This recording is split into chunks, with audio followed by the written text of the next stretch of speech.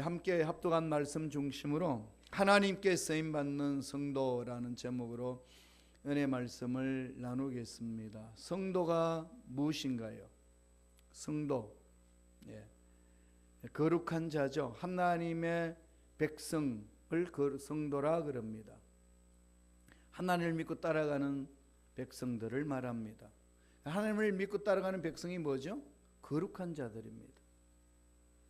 거룩한 자, 세인트, 이걸 성도라고 이야기를 합니다.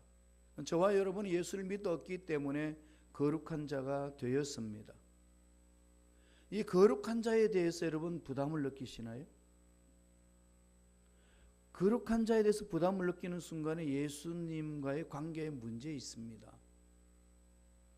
우리는 예수를 믿어 하나님 자녀가 되었음에도 불구하고 끊임없이 죄를 범하고 회개하고 일어서합니다. 그럴 때마다 회개하는 자 하나님 받아주시고 용서해 주시고 죄를 씻어주셔서 늘 거룩한 자에 서게 합니다. 예수를 믿어 회개하는 자는 늘 거룩한 자의 반열에 서 있습니다.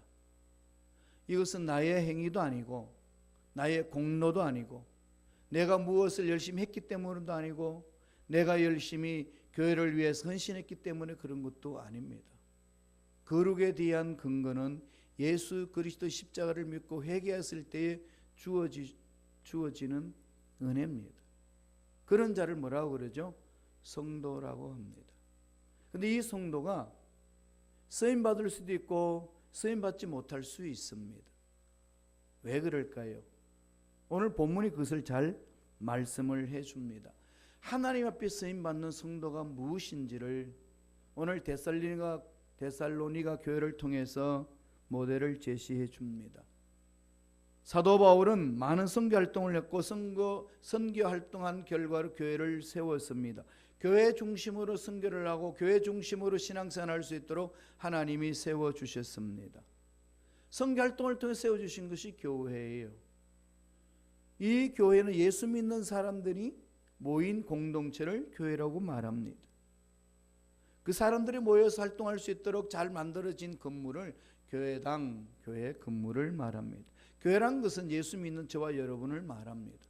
그러니까 하나님 앞에 쓰임받는 성도라는 것은 하나님 앞에 쓰임받는 교회라는 것과 동일합니다. 오늘 데살로니가 이 교회는 특별한 교회예요.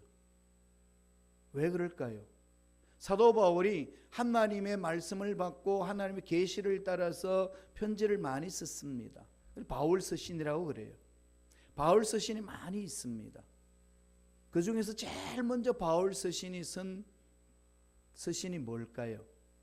데살로니가 전서입니다. 데살로니가 교회에게 제일 먼저 보낸 편지입니다.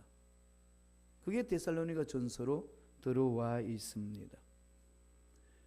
데살로니가를 방문한 데는 2차 선교 여행 때 갔습니다. 거기에서 전도하면서 하나님의 말씀을 선포하고 일꾼들을 세워서 세운 공동체가 데살로니가 교회입니다. 그만큼 특별한 교회라는 거죠. 이 특별하게 하나님의 은혜를 체험한 데살로니가 교회 성도들에게 사도 바울의 마음을 전합니다. 그게 오늘 1장 2절에 나와 있습니다. 우리 모두의 마음이 되어야 됩니다. 한번 볼까요? 데살로니가 전서 1장 2절 다 같이 읽겠습니다. 우리가 너희 모두로 말미암아 항상 하나님께 감사하며 기도할 때에 너희를 기억함은 바울의 일행이 전도하면서 세운 교회, 그 교회에다 편지할 때에 너희 모두로 말미암아 데살로니가 교회 성도로 말미암아 항상 하나님께 감사한다고 했습니다. 항상 하나님께 감사하고 기도할 때 너희를 기억하면 그러죠. 제가 순복음식회의 공동체에 부임하여서 지금 7년을 맞이하고 있습니다. 아니 7년을 보내고 있습니다. 이러면서 여러 가지 일들도 많이 있었고 아픔도 있었고 기쁨도 있었고 즐거움도 있었고 그런 여러 가지 일들 중에서 늘 마음판에 새겨지는 것은 순복음식회하고 교회입니다. 왜냐하면 여러분을 통해서 제가 받은 은혜가 너무 많고 하나님이 나에게 하신 말씀이 너무 많고 저와 여러분을 통해서 하나님이 하실 일이 있다는 것을 하나님으로부터 말씀을 받았기 때문에 그 꿈을 생각하면은 늘 저희 기도 속에는 여러분들이 들어 있습니다. 새벽마다 기도할 때에 여러분들이 한 분씩 떠올라요. 안 떠오르는 사람이 있을까요? 여러분 모르죠? 다 떠올라요. 떠오릅니다. 동시에 다 떠오르진 않지만은 일주일 내내 떠오릅니다. 빠짐없이 마음속에 있어요. 그리고 사무실에 앉아서 주소록을 보면서 한 분 한 분 하나님의 은혜가 임하도록 이렇게 기도합니다. 그래서 바울이 오늘 데살로니가 교인들을 위하여서 기도할 때에 너희를 기억하면 이 말이 무슨 말인지 마음판에 새겨집니다. 항상 감사한다는 거죠. 제가 그만큼 더 하나님께 가까이 갔고 사도 바울도 하나님의 은혜를 그만큼 더 깊이 체험했기 때문에 고백하는 말입니다. 성도들이 그만큼 은혜를 체험했다는 겁니다. 성도들이 은혜를 체험하고 주를 닮아가는 그 모습 속에 감격이 있습니다. 목사가 언제 제일 기쁨 있고 감격이 있을까요? 예수 믿지 않고 반질반질한 그 인간이 예수를 믿고 예수 닮아가려고 몸부림치는 모습 보면은 감격이 넘쳐나요. 그게 제일 기쁘고 즐겁습니다. 하나님의 사랑을 체험할 때에 나타난 현상 아니겠습니까? 교회가 그렇게 쓰임받고 성도들이 쓰임받음으로써 하나님의 귀한 역사를 이루어주는 거죠. 그 데살로니가 교회는요, 그 상황에 엄청난 하나님의 일을 했습니다. 바울과 함께 그 성도들이 열심히 일을 했고 하나님께 쓰임받는 성도들이었습니다. 이럴 때 여러분 마음판에 뭐가 새겨집니까? 나는 돈이 없어서, 가진 게 없어서, 배운 게 없어서, 나이가 많아서, 건강이 없어서 이런 것 때문에 귀하게 쓰임받을 수 없다고 생각하시나요? 하나님이 쓰시면은, 하나님이 쓰시겠다고 하면은 아픈 몸도 고쳐서 쓰십니다. 물질이 없어서 쓰임받지 못한다 걱정하지 마세요. 물질에 축복을 주셔서 쓰게 하십니다. 쓰임받게 하시는 거예요. 하나님이 쓰시면 되는 거잖아요. 하나님께 어떻게 하면 쓰임받을 수 있는 교회가 되어야 될까요? 오늘 데살로니가 교회를 통해서 살펴보겠습니다. 첫째로 데살로니가 교회에 쓰임받는 성도들 어떤 모습이 있을까요? 믿음과 소망과 사랑이 있었습니다. 이 속에 뭉쳐 있었어요. 믿음과 소망, 사랑. 사도 바울이 고린도전서 13장에서도 사랑을 이야기를 하면서 말하다 그 말했죠. 그런즉 믿음과 소망과 사랑은 항상 있을 것인데 그 중에 제일은 사랑이라. 믿음과 소망과 사랑, 이것은 하나님 앞에 쓰임받을 수 있는 도구예요. 도구가 되는 겁니다. 우리 잘났으면 쓰임받나요? 믿음으로 쓰임받고 소망으로 쓰임받고 사랑으로 쓰임받습니다. 그러니까 우리가 하나님 앞에 쓰임받을 수 있을 때는요, 다윗이 골리앗을 넘어뜨릴 때 뭘로 넘어뜨리나요? 물맷돌이잖아요. 물맷돌이 골리앗을 넘어뜨리게 합니다. 나는 다윗같이 못돼도 물맷돌같이 될 수 있지 않나요? 그 도구로 쓰임받을 수 있지 않겠습니까? 오병이의 기적, 떡 5개와 물고기 2마리 보잘것없잖아요. 그건 하나님 앞에 드려지면은 기만 명을 먹고도 남는 음식으로 변합니다. 우리가 떡 5개와 물고기 2마리로 쓰임받을 수 있습니다. 보잘것없지만 하나님 쓰시면은 그런 놀라운 역사가 일어난다는 겁니다. 오늘 데살로니가 교회의 모습을 한번 볼까요? 어떻게 믿음과 소망, 사랑으로 하나님 앞에 쓰임 받았는지 데살로니가 전서 1장 3절 말씀입니다. 다 같이 한 목소리 읽습니다. 너희의 믿음의 역사와 사랑의 수고와 우리 주 예수 그리스도에 대한 소망의 인내를 우리 하나님 아버지 앞에 끊임없이 기억하미니. 성도들의 모습이 어땠습니까? 믿음의 역사였습니다. 믿음의 역사라는 게 뭘까요? 히스토리가 아니라 워크를 말합니다. 믿음으로 하나님의 기적을 드러낸다는 거죠. 믿음으로 역사를 일으킨다는 겁니다. 몸이 아프고 힘들고 어렵다고 주저앉지 말라는 거지요. 몸이 아프면 제가 채찍에 맞음으로 나음을 입은 줄로 믿습니다. 약속하셨기 때문에, 주님이 십자가에서 약속하셨기 때문에 약속의 말씀을 믿고 달려갑니다. 믿음의 역사가 일어날 줄로 믿습니다. 그때 주님은 믿음대로 될지어다 말씀하시지 않습니까? 그 믿음에는 역사가 일어납니다. 믿음의 역사. 믿음이 뭔가요? 아버지의 약속의 말씀을 믿는 거죠. 아버지의 약속의 말씀을 믿고 순종하며 나아가는 자에게는 믿음의 역사가 일어납니다. 저에게는 믿음의 역사가 일어나지 않는데 그 믿음을 점검해 보세요. 그 믿음이 어디에서 왔습니까? 여러분, 신념인지 믿음인지 구분하셔야 돼요. 신념은 자기 생각 속에서 갖는 확신을 말합니다. 이 속에서는 하나님의 기적이 일어나지 않습니다. 믿음이란 뭘까요? 아버지의 약속의 말씀을 붙들고 확신하며 달려가는 걸 말합니다. 그 속에는 역사가 일어납니다. 변화가 돼요. 안 되는 일들이 하나님이 만져주시니까 역사가 나타납니다. 사업이 비실비실했는데 하나님이 주신 약속의 말씀을 부여잡고 믿음으로 나아갔더니 믿음의 역사가 일어나는 거죠. 사업이 일어나고 직장이 새로워지고 가정이 새로워지고 일어나는 겁니다. 하나님은 그렇게 이루어주셨다고 이미 선포하셨고 우리에게 믿음을 가지라고 말씀을 하고 있습니다. 믿음의 역사를 체험하는 거죠. 믿음대로 따라가는 거죠. 늘 주님 말씀합니다. 내 믿음대로 될지어다. 이 믿음을 가져야 되는 거죠. 병에 대해서, 앞날에 대해서, 물질에 대해서, 자녀들의 모든 일들에 대해서 주저앉은 자, 그런 일 믿음 역사 일어나지 않습니다. 믿음으로 갖고 전진하셔야 된다는 거죠. 또 하나 뭐가 있습니까? 사랑의 수고라고 했습니다. 사랑의 수고. 사랑은 말로 되는 거 아니에요. 사랑은 수고가 수반합니다. 수고가 따라야 돼요. 말로만 사랑한다 이런 상호를 한 것이 아니라 그 사랑한다 고백한 만큼 자기의 삶으로 불편을 감수하면서 헌신하는 거예요. 사랑의 수고가 이 성도들에게 일어났다는 거죠. 쓰임받는 일꾼들의 모습입니다. 사랑에는 수고잖아요. 전도하기 위해서 김치도 해주고, 차 없는 사람은 운전돼가지고 데려오기도 하고, 시험 들고 마음 아파하는 사람에게 따뜻한 말로 위로해주고, 그러면서 다독거리면서 나아가는 거죠. 이런 사랑의 수고가 그 교회 공동체에 있었다는 겁니다. 자기가 찾아오는 불편함 감수하는 거예요. 나는 불편해도 감수하며 살기를 나는 나아간다. 불편을 감수한다. 이렇게 믿는 것이 하나님의 사랑을 체험한 자들의 헌신이고 수고가 따릅니다. 사랑의 수고가 없이는 역사 안 일어납니다.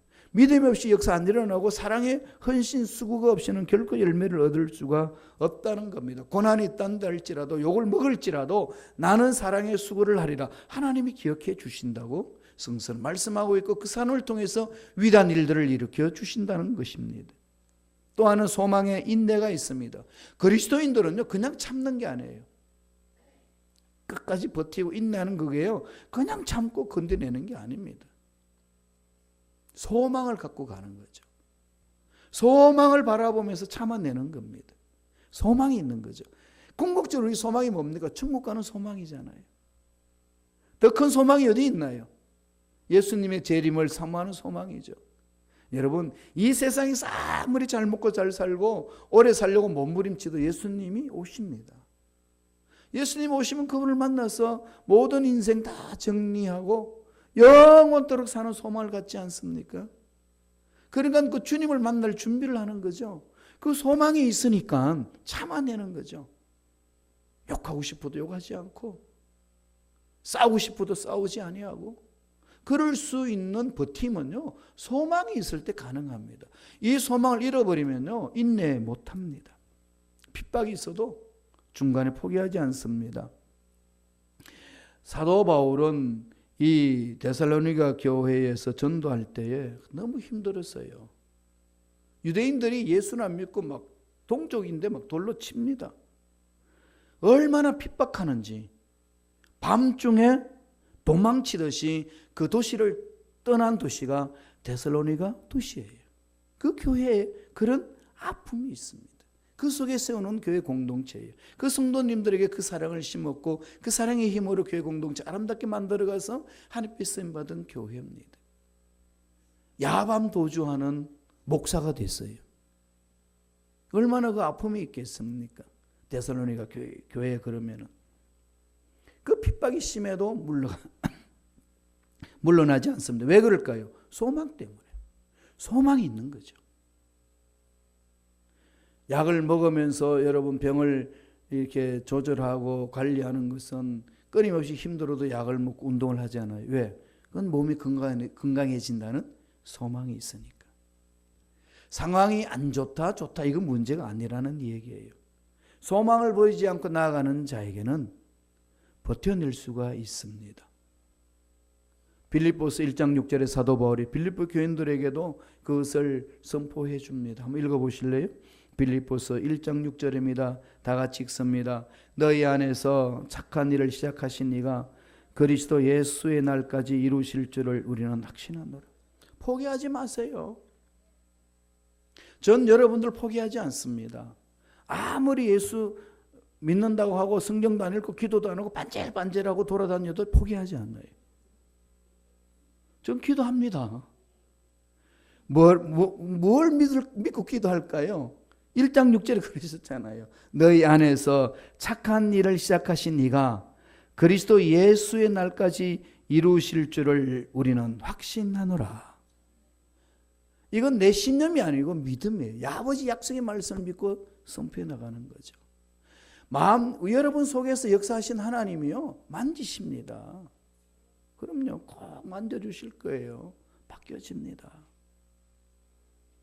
믿음의 역사가 일어나고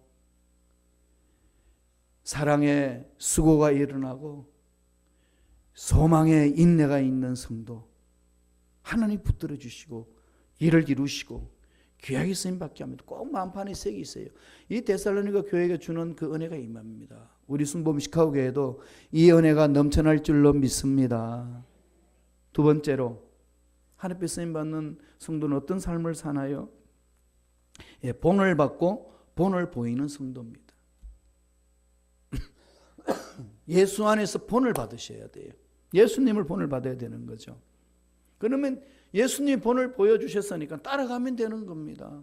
그러면서 나는 본을 보이는 거죠. 말씀을 보실래요? 데살로니가전서 1장 6절 7절입니다. 다 같이 읽습니다. 또 너희는 우리와 주를 본받은 자가 되었으니 그러므로 너희가 마게도냐와 아가야에 있는 모든 믿는 자의 본이 되었느니라. 하나님 앞에 쓰임받는 성도의 특징 딱 한마디로 뭐죠? 주를 본받고 본을 보이는 사람이에요. 바울이 하나님의 사랑을 체험하고 주가 자신을 위해 죽었다는 그 본을 보인 것을 알고 그게 목숨을 겁니다. 그리고 가는 곳곳마다 그 본을 보이려고 몸부림을 칩니다. 말씀에 순종하면서 본을 보이는 거죠. 그래서 바울이요 고린도 교인들에게 편지하면서 고린도전서 11장 1절 보세요. 이 말을 강력하게 강조합니다. 이건 저와 여러분들이 엄청나게 도전받아야 될 내용이에요. 고린도전서 11장 1절 말씀입니다. 다시 읽습니다. 내가 그리스도를 본받는 자가 된 것 같이 너희도 나를 본받는 자가 되라. 명령형이죠. 본받으면 좋고 아니면 그뿐이 아니라 하나님의 사랑을 체험하고 성도라면 주님을 본받고 남들에게 본을 주는 본이 되는 사람이 되어야 된다는 겁니다. 나를 본받는 자가 되라. 이게요 가장 겸손한 것 같지만 가장 불신앙적인 말이 될 수 있습니다. 헛소리를 하면은. 그렇잖아요. 이게 그냥 너무나도 힘드니까 대부분 이렇게 말씀하지 않나요? 여러분 저의 모습을 보지 마시고 하나님의 말씀을 따라가세요. 이게 신앙 있는 말씀 같고 겸손한 말씀 같지만요 지극히 불신앙적인 말입니다. 다른 말로 하면 난 자신 없다는 거죠. 안 됩니다. 나를 본받는 자가 되세요. 나를 본받으십시오. 외쳐야 됩니다. 교만하게 들리겠지만은 그리스도인이라면은 하나님의 사랑을 체험한 자라면은 성도라면 이렇게 외쳐야 됩니다. 여러분 자녀에게 어떻게 말합니까? 엄마 아빠처럼 살아. 그렇게 말씀하시나요? 아니면 너희들은 있잖아. 엄마 아빠처럼 살지 마. 너 그렇게 살면 안 돼. 어떤 부모가 좋은 부모인가요? 나를 본받아 외칠 수 있었어야 됩니다. 과거는 그렇게 못했단다 할지라도 지금이라도 그 마음을 다스려서 그렇게 외치셔야 됩니다. 우리가 그렇게 외치지 않으면 자녀들도 자기 자녀에게 말합니다. 야, 너희들도 나처럼 살지 마. 우리 엄마 아빠가 나한테도 그랬는데 나도 너한테 그렇게 말 못하는데 대를 잇습니다. 무섭지 않나요? 우리는 끊어버려야 됩니다. 이 사회의 비극이나 가정의 비극은 뭘까요? 젊은이들에게 닮아갈 모델이 없다는 겁니다. 왜 젊은이들이 교회에서 벗어날까요? 이건 심각하게 우리 생각해 봐야 합니다. 요새 것들은 말이야 믿음이 없어. 요새 것들은 세상을 쫓아가느라고 바빠. 우리는 그렇게 말을 던질 수 있지만은 요새 것들이 왜 그러는지 돌아봐야 되지 않나요? 정말 돌아봐야 됩니다. 요즘 젊은이들은 이렇게 말합니다. 우리 부모님은요 교과서가 아니라 참고서입니다. 못 따라가겠다는 거죠. 그냥 참존할 수는 있지만은 교과서는 아니라는 겁니다. 우리 신앙에도 가만히 보면 그런 것 많이 있는 것 같아요. 성경책은 교과서가 아니고요 참고서입니다. 참조해보는 거예요. 예수님은 우리의 스승이 되지만 전적인 삶의 주인이 되지 못하게 하는 거죠. 2018년을 보내면서 1년 동안 여러분 어떻게 살아왔는지 한번 돌아가 봅시다. 이거 잘 매듭 짓지 않으면요 또 연을 이어서 2019년까지 넘어갑니다. 그러지 마세요. 끊어야 됩니다. 못된 습관들, 악한 것들 끊어버리세요. 교회 공동체에서 말하는 거나 사회에서 말하는 건 아무 차이가 없다. 이것 그냥 그럴 수밖에 없다라고 넘어가실래요? 끊으셔야죠. 2018년까지는 그래도 2019년부터는 내가 끊어버리라. 이런 결심 결단이 있는 것이 하나님의 사랑을 체험한 자들의 삶 아니겠습니까? 사도 바울이 가장 안타까워하는 것이 무엇이겠습니까? 교인들이 복음을 모르고 예수님을 모르기 때문이 아닙니다. 성경에 지식이 없어서가 아닙니다. 예수님을 알고 성경을 배웠습니다. 그런데 그 말씀대로 안 사는 것, 몸부림치지 않는 것, 삶에서 예수 닮는 모습을 나타내지 않는 것, 이거 아니겠습니까? 오늘날 이 세상에서 선교하는데 가장 큰 장애가 뭔지 압니까? 앙케이트 조사를 해보니까요 예수를 안다고 하는 사람들 때문에 너무 실망이 크다는 거예요. 예수를 안다는 사람들 때문에 너무 상처를 많이 받고 성도에 대해서 부정적인 의미를 가지고 교회에 대해서 부정적인 이미지를 가지고 산 사람들이 너무 많아요. 이런 부분들은 우리가 돌아가야 됩니다. 고치셔야 돼요. 본이 돼야 됩니다. 외치셔야 돼요. 아들, 딸에게 외쳐야 됩니다. 너희는 나를 본받아. 그러면 아들이 그럴 거예요. 뭘 본받는데요? 그렇게 되물을 때 깜깜하면 심각한 거잖아요. 너희는 나를 본받아. 말씀에 있어서 몸부림치는 것. 내가 예수를 닮고자 예수님이 나에게 본을 보여주셨고 나도 그 예수를 닮아가려고 몸부림치는 모습 너희들 보지 않느냐? 말할 수 있어야 되는 거죠. 세상 가치관을 가지고 뭐 학위를 받았네, 돈을 가졌네, 위치가 어떠네 이런 문제 아닙니다. 어떤 상황에 있든지 예수를 닮기 위해서 몸부림친 그 삶을 흔적을 보여주면서 너희들도 나를 본받아. 그래야 되는 거죠. 제가 독일에서 유학생활 하면서 또 목회도 할 때에 그 유학생들이 아르바이트를 이제 여행 가이드를 합니다. 관광객 가이드로 나가는데 걔네들이 와서 이제 하소연을 합니다. 제가 이제 목사니까 목사님 단체 손님들 안내하다 보면요 가장 말 안 듣는 사람이 누군지 아세요? 누군데? 목사님들이에요. 그 다음은 장로님들이에요. 목사님들이요 조그만 불편함 참지 못한대요. 늘 교회에서 대접받다가 보니까 조그만 불편함 참지 못해서 그냥 또 말들을 얼마나 잘하는지 자기 중심적이라는 거죠. 그래서 뜨끔했어요. 그래서 그 이야기합니다. 목사님은 제발 여행할 때에 침묵 지키세요. 여러분은 어떠신가요? 우리 성도들이 올바로 신앙생활하지 못하면 예수 믿지 않는 사람들이 낙심하고 예수 안 믿어요. 예수 믿는 네가 그러냐? 공산주의 이론을 선포했던 칼막스 있잖아요. 제가 공부했던 독일의 본 대학교에 다녔었어요. 그 본 대학교에서 졸업하고, 독일 본 대학 졸업하고, 그 예수 믿는 가정에서 태어났잖아요. 그 지역 주민, 그 지역 사회에서 나오는 신문 기자 편집장을 했습니다. 교회를 돌아다니면서 보는데 이게 막 통곡을 하는 거죠. 어떻게 하나님 살아계시고, 어떻게 예수를 믿는다는 사람이 저렇게 말하고 저렇게 행동하냐. 그 인간 그렇게 결론 내렸어요. 하나님 없다. 걔네 그냥 이 마약 주사 맞으려고 교회 가는 거지. 불안하고 두려워서. 살아계신 하나님이 계신다면 저렇게 말하고 저렇게 행동해?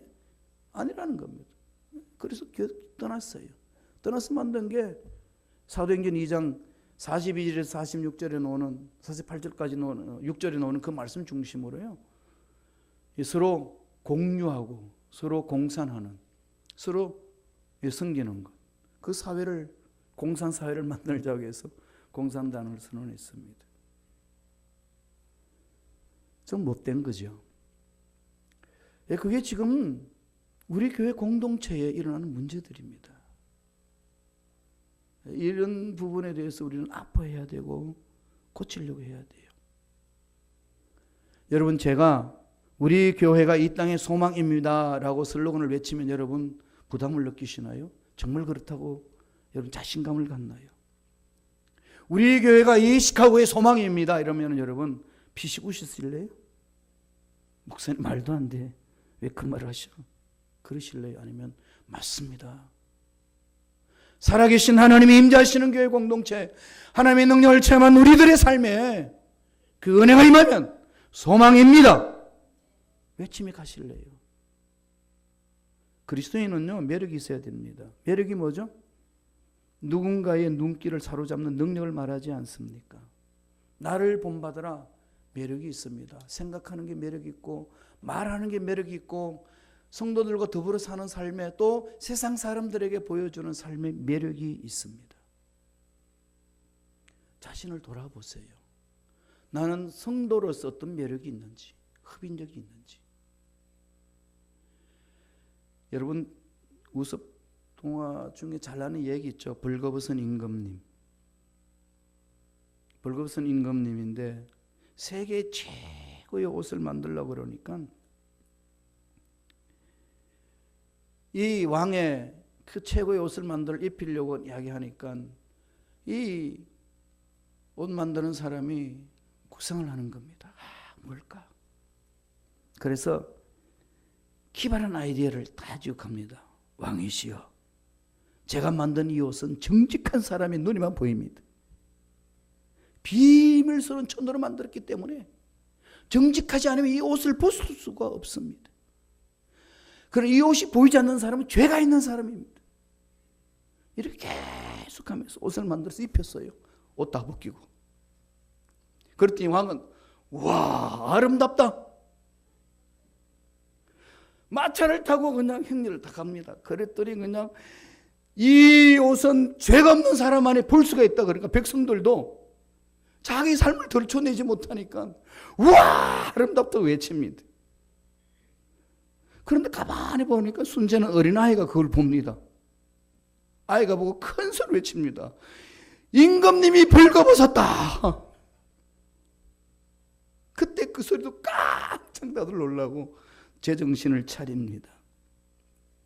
왕도 자신을 바라보고 거기 있는 백성들도 자신을 바라보며 수치로 여겼습니다. 그렇죠. 이게 오늘 우리 그리스도인들의 모습 아니신가요? 거룩한 척하고 사랑하는 척하고 기도하는 척하고 하는데 척을 하지 정말 안 한다는 것. 안 바꾸는 거죠.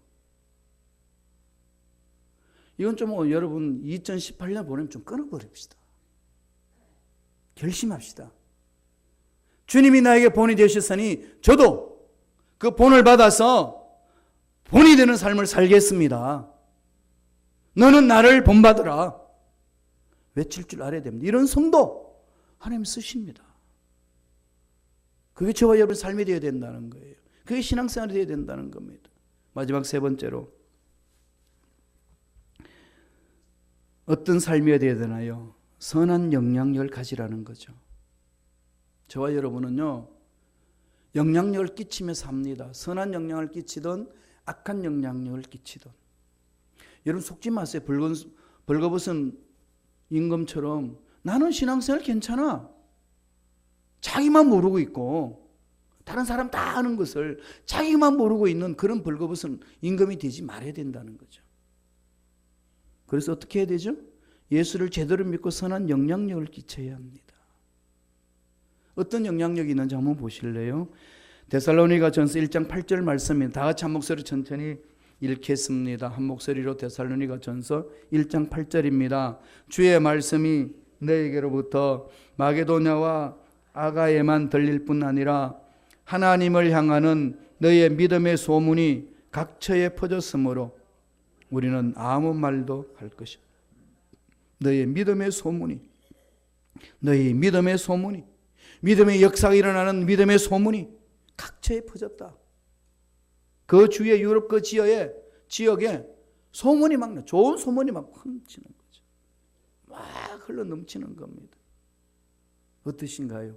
순범 시카고 교회 우리 성도님들이 막 이 시카고 장안에 어떤 소문이 일어납니까? 우리 이런 것은 우리가 마음판에 새게 되지 않겠어요? 믿음의 소문이 각처에 퍼지는 교회, 믿음의 소문이 각처에 퍼지는 성도, 이 좋은 소문을 가지는 것 중요한 거거든요. 이게 신앙생활 잘하면 이렇게 드러나는 겁니다. 보여지는 거죠. 그 당시 데살로니가 교회는요, 좋은 소문이 마게도냐 지방과 마체도니아 그러잖아요. 유럽. 예? 마체도니아, 유고슬라비아 그 지역으로 넘어가는 그 지역, 아가야 지역. 이 유럽에 그냥 소문이 막 퍼집니다. 아름답고 행복해하는 모습, 주님을 닮아가는 그 모습, 불편함도 감수하고 그냥 그렇게 나가는 것. 원수까지도 끌어안고 원수를 친구로 만들어내는 그 믿음의 소문들이 막 일어나는 거죠. 전 순범 시카고에 이런 소문이 이 시카고에 다 퍼지기를 원합니다. 자신이 없으시죠? 예, 저도 자신 없는데요. 하나님 안에 믿음으로 살면은 가능합니다. 하나님이 그렇게 만들어 주실 줄로 믿습니다. 우리 안에서 역사하시는 하나님 그렇게 가시는 거죠. 예수 믿잖아요. 전능하신 하나님 믿잖아요. 그리고 성도라고 우리는 고백하잖아요. 기도 생활하잖아요. 자녀들이 잘 되고 앞날이 잘 되고 하나님 주시는 복을 받아 누리기를 원하는 우리들 아니겠습니까? 그게 삶은 어떤 삶이어야 되죠? 고린도전서 2장 15절 보세요. 사도 바울이 그렇게 말합니다. 성도들의 삶이 어때야 되는지를 고린도 교회에게 표현하면서 이렇게 말합니다. 한번 읽어보겠습니다. 고린도전서 2장 15절이에요. 우리는 구원받는 자들에게나 망하는 자들에게나 하나님 앞에서 그리스도의 향기다. 그리스도의 향기다. 여러분 사람 몸에도 향기가 있잖아요. 그래서 이 향수를 뿌리잖아요. 어떤 사람하고 관계 같이 있고 싶나요? 악취가 나는 사람하고 있고 싶나요? 아니잖아요. 향수가 아주 그냥 아름다운 그 향이 나올 때는 옆에서도 기분이 좋아지지요. 예수 그리스도의 일꾼으로서 성도로서 삶이 살아가는데 그 향기가 막 나오는 거죠. 쓰임받는 성도는 그 향기가 나옵니다. 그리스도의 향기라. 이게 저와 여러분들이 주님 오실 때까지 몸부림쳐야 될 부분입니다. 순범 시카고 교회 하나님이 위대한 일들을 이루시기를 원하고 계십니다. 지금 눈으로는 안 보이지만은 하나님은 우리를 통하여 일을 이루시고자 계획하고 계십니다. 그래서 우리의 기도를 기다리시고 인내하고 계시는 거예요. 우리는 그 마음을 안다면 어떻게 해야 되죠? 계속 기도하면서 기도의 향을 드러내고 믿음의 향을 드러내고 나아가는 겁니다. 말만 했다 하면은 하나님을 높이고 하나님을 찬양하고 남을 섬겨주고 남을 세워주고 원수 같은 사람이라도 염소 같은 사람이라도 끌어안고 하나님의 사랑이 이 속에 임하게 하옵소서. 나의 불편함을 감수하면서 함께 가는 삶. 이게 그리스도의 향기를 드러내는 삶 아니겠습니까? 제가 그렇게 기도하고 있어요. 하나님, 우리 순범식하게 모든 성도들이 나를 본받아라. 거짓이나 헛새가 아니고 가슴속 깊숙이 절실하게 나오는 절규가 되게 하여 주옵소서. 자녀들에게도 너희들 나를 본받아. 주의 친척들에게도 너는 나를 본받아. 내가 예수 닮기를 이렇게 몸부림친다. 이런 절규들이 저와 여러분 속에 일어나기를 저는 새벽마다 부르짖습니다. 생각해 보세요. 자식이 아버지 닮으려고 딸이 엄마 닮으려고 소원을 가지고 몸부림친다면 내 자식이 나와 같기를 바랄 때에 그 삶은 성공적인 삶 아니겠습니까? 한 번밖에 없는 인생 여러분 어떻게 마무리 짓고 열매를 맺으시기를 원하십니까? 그건 각자의 몫이에요. 환경이 어떻든 주위에 있는 사람이 어떻든 그것 때문에는 핑계를 댈 것이 없습니다. 어렵고 힘든 것을 다 극복할 수 있도록 성령을 보내주셨고 성령을 따라 행할 때에 이런 역사를 체험할 수 있다라고 주님은 우리에게 말씀하고 있습니다. 이 은혜가 주님 다시 오실 그때까지 저와 여러분 삶에 넘쳐나기를 간절히 축원드립니다. 기도하겠습니다.